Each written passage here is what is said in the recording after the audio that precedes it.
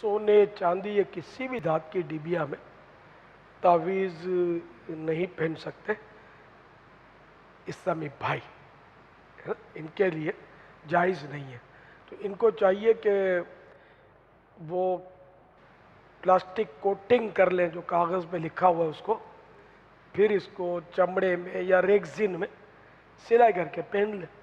اسی طرح بعض تختیاں ملتی ہیں، اللہ اس پہ لکھا ہوتا ہے، آیت الکرسی بعض اوقات لکھی ہوتی ہے، تو اور بھی معاملہ سخت ہو جائے گا، وضو کے مسائل۔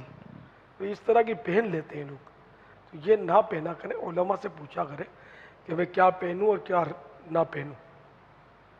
تو تعویذ پہننا تو وہی طریقہ ہے جو میں نے عرض کیا، اور یہ کسی طرح کے دھات کی کندہ کی ہوئی، دھات پر لکھی ہوئی، بھلے اللہ کا نام ہے، تو اللہ کا نام ہے تو اس کا تو زیادہ ادب ہو گیا نا، شریعت کے خلاف انداز تو نہیں کرنا ہے نا۔ اللہ کا نام لینا کتنا کار ثواب ہے، کتنی بڑی سعادت ہے۔ تو اب بولو میں استنجا خانے میں جا کر بھی لوں گا، اللہ کا نام لے رہا ہوں، تو یہاں نہیں، اجازت نہیں ہے بھائی۔ تو اسی طرح وہ تختی میں شریعت نے اجازت نہیں دی ہے اس کو لٹکانا، پھر لٹکاتے بھی بعضوں کا زنجیر میں ہوں گے، تو زنجیر پہننا بھی جائز نہیں ہے۔ یہ مردوں کے لیے مسائل عرض کر رہا ہوں میں، البتہ آیت الکرسی کے مسائل تو دونوں ہی کے لیے، آیتوں کے لیے تو کہ بے وضو ان کو چھونا حرام،